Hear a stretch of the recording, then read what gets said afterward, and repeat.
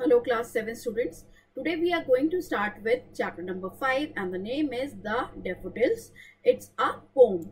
The daffodils means क्या होता है? Daffodils एक तरीके के एक प्रकार के फूल होते हैं जिनको हिंदी में क्या बोलते हैं? नरगिस फूल भी कहते हैं, पीले नरगिस भी कहते हैं। आगे पढ़ेंगे। अबाउट द पोएट, जिन्होंने ये पोम लिखी है उनके बारे में हम बताएंगे। William Wordsworth 1850 was one of the most eminent British poets। जो विलियम वर्ड्सवर्थ थे जिनका जन्म 1770 में हुआ था और उनकी मृत्यु 1850 में हुई थी, वो बहुत ज्यादा एक प्रख्यात ब्रिटिश कवियों में से एक थे। He is remembered as a poet of spiritual and epistemological speculation, a poet connected with the human relationship to nature। तो वो कैसे थे? वो आध्यात्मिक चीजों को और इन सब चीजों को क्या करते थे? आपस में जुड़ाव करते थे, आपस में उनका जुड़ाव दिखाते थे और उनको एक आध्यात्मिक चिंतन के कवि के रूप में भी याद किया जाता है। और वो किस चीज से जुड़ाव करते थे? चीजों का, प्रकृति के साथ मानवीय संबंधों का जुड़ाव करते थे। आगे पढ़ेंगे अबाउट द पोम। इस पोम में हम किसके बारे में पढ़ेंगे? Flowers are the most beautiful creations of God. जो फूल है वो भगवान की सबसे ज्यादा खूबसूरत रचनाओं में से एक है। The daffodils is one of the world's most famous short poems. उनकी एक सबसे ज्यादा प्रसिद्ध छोटी कविताओं में से एक है ये। In it the poet remembers that he once saw a beautiful scene, a lake and the daffodils besides it. At that time he was full of happiness because he felt everything around him was happy। तो कवि क्या बताते हैं कि उन्होंने एक सुंदर दृश्य देखा, एक झील देखी और उसके साथ उन्होंने बहुत सारे डैफोडिल्स देखे। तो ये देखने के बाद उनका जो मन है वो खुशी से भर गया और उनको ये लगा कि मेरे आसपास जितनी भी चीजें हैं वो मुझे सब खुश करती हैं। अब हम पोम की तरफ पढ़ेंगे। Read and enjoy. I wandered lonely as a cloud that floats on high over vales and hills। मैं अकेला भटक रहा था, क्या मैं अकेला घूम रहा था जैसे कोई बादल हो जो घाटियों और पहाड़ियों के आसमान में तैर रहा हो।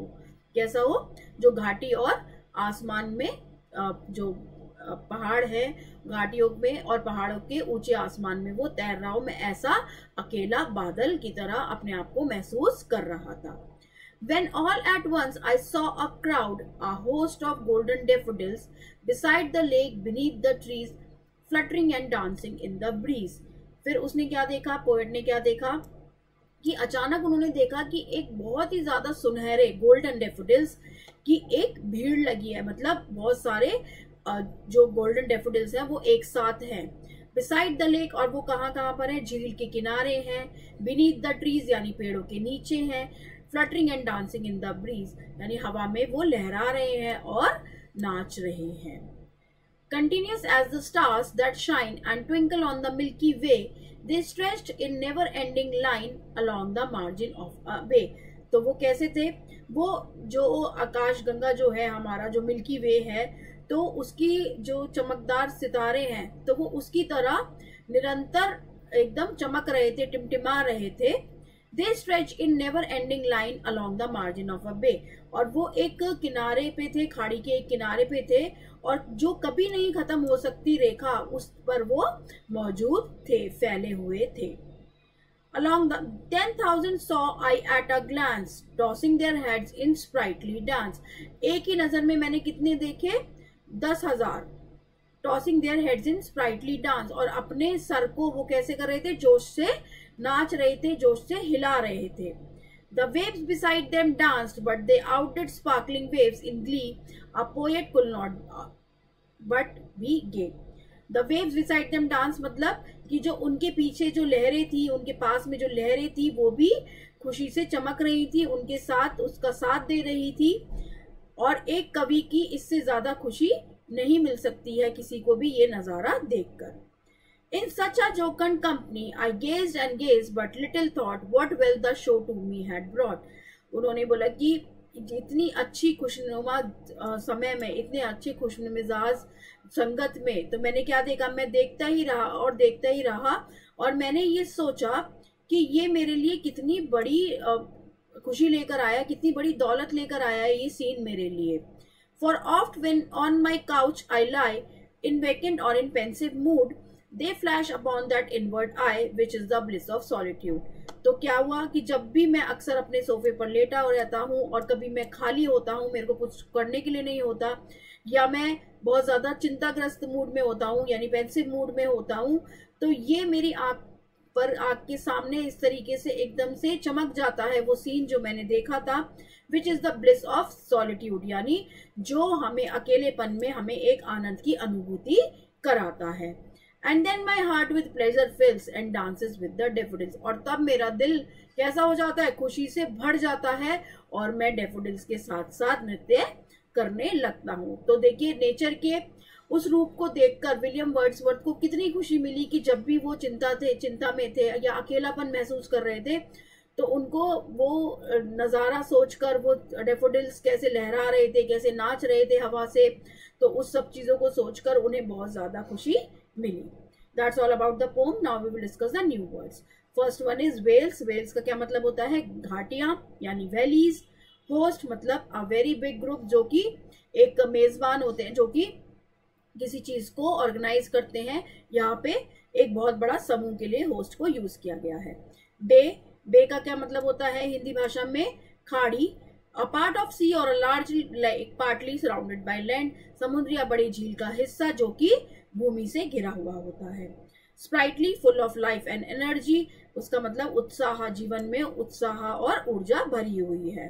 ग्ली, ग्ली मतलब जीवंत, और उल्लास भी हम कह सकते हैं, खुशी भी कह सकते हैं इसको, हैप्पीनेस और चेयरफुलनेस, प्रसन्नता भी कह सकते हैं। गे मतलब जिसको बहुत ज्यादा मौज मस्ती अपनी लाइफ में पसंद हो, जिसकी खुश रहना हो। Happy and full of fun मतलब बहुत खुश हो और मौज मस्ती से भरा हुआ हो। जोकंड मतलब चीयरफुल यानी हंसमुख, मनोहर। ऑफ्ट मतलब ऑफन कि कभी कभी, अक्सर। वैकेंट, सॉरी, ऑफ्ट मतलब ऑफन यानी अक्सर, अक्सर ऐसा होता है, ज्यादातर। वेकेंट मतलब एम्प्टी, हैविंग नो थॉट और इमोशन यानी खाली, कोई भी विचार या भावना का ना होना। पेंसिव मीन्स सैड और वरिड यानी चिंताग्रस्त होना, चिंतनशील होना, दुखी या चिंतित होना। ब्लिस, ब्लिस मतलब एक्सट्रीमली हैप्पीनेस यानी बहुत ज्यादा आनंदमय होना, अत्यधिक खुशी मिलना। Solitude, state of being alone, loneliness यानी अकेले रहना और अकेले होने की स्थिति रहना यानी अकेलापन महसूस करना। Now we will move on to the question time. Take the correct option. Who is the poet of the poem Daffodils? तो Wordsworth, C option is the correct one. तो यहाँ पे C को correct कर देंगे। Second one, what does the poet compare himself at the beginning of the poem? तो उन्होंने अपने आप को किससे compare किया था, एक बादल से, a cloud। तो C option is the correct one. The poet has compared the daffodils, उन्होंने टिमटिमाते तारों से कंपेयर किया था किसको, डेफोडिल्स को। तो C part, A part is the correct one. Fourth one, what accompanied the daffodils while they danced in the breeze? The waves in the lake, जो झील पर जो लहरें थी वो उनको उसका साथ दे रही थी जब डेफोडिल्स हवा की मदद से नाच रहे थे, अपना सर हिला रहे थे। आगे पढ़ेंगे। Fifth one, the main theme of daffodils is the beauty of nature, यानी हमारे आसपास की जो जगह है वो कितनी ज्यादा खूबसूरत है, वो इस मेन पोएम की थीम है। Now we will move on to the next question, that is B part, fill in the blanks. First one, I wandered lonely as a, कैसा महसूस कर रहे थे वो अकेलापन में, जैसे कि एक बादल हो, cloud is the correct option, correct answer. Second one, a host of golden daffodils beside the lake beneath the trees.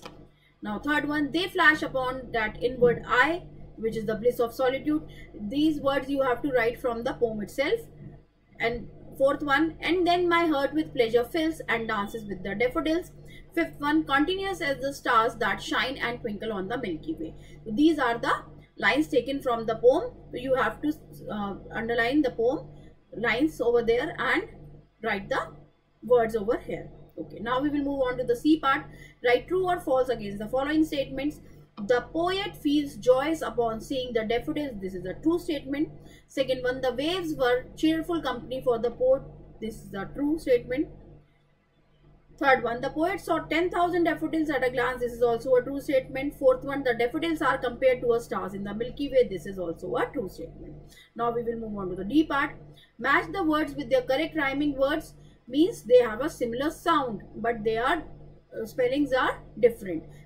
Like example, cloud is crowd, trees is breeze, shine is line, glance is dance, they, gay, thought is brought. Now we will move on to the E part. Answer the following questions. What is the simile in the first stanza? First of all, you have to understand what is the simile means. Simile means जब हम comparison करते हैं, जैसे हम क्या बोलते हैं कि as white as snow, तो हमने क्या किया, कंपैरिजन किया. तो इसमें यहाँ पे पोएट ने अपने आप को किससे कंपेयर किया था, एक क्लाउड से. कि क्या बोला था उसने, I wandered lonely as a cloud. तो compare himself to a lonely cloud moving alone in a sky. Now second one, what do you learn about the poet from the first two verses. तो हमने क्या समझा कि poet को कैसा feel हो रहा था. पहले दो जो पैराग्राफ थे उसमें feeling lonely and walking without any purpose, वो सिर्फ चल रहा था और उसको बहुत ही ज्यादा अकेलापन वहां पर महसूस हो रहा था. Felt happy.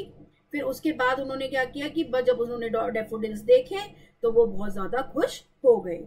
Third one, how are the daffodils described in the first two verses. Described जो पहले डैफोडिल्स थे तो वो उसमें कैसे उनका डिस्क्रिप्शन बताया गया था कि कैसे हैं वो बिग ग्रुप ऑफ फ्लावर्स थे, यानी वो एक समूह में थे, येलो कलर के थे और वो हवा की मदद से क्या कर रहे थे, झूम रहे थे, नाच रहे थे. Fourth one, in the third verse why is poet so happy. Last में हमने देखा कि जो हमारे कवि हैं वो बहुत ज्यादा खुश थे. ऐसा क्यों, क्योंकि he was thinking about the daffodils, और उनको ये लग रहा था कि जब भी वो ऐसा परेशान होते थे या फिर उनके पास कुछ करने के लिए नहीं होता था तो वो डैफोडिल्स के बारे में सोचते थे और उस सोच से उनको क्या मिलता था, उनको एक शांति मिलती थी और बहुत ज्यादा खुशी मिलती थी. That's all about the pome. Hope you all understand it well. Please like, share and subscribe. Thank you so much for watching.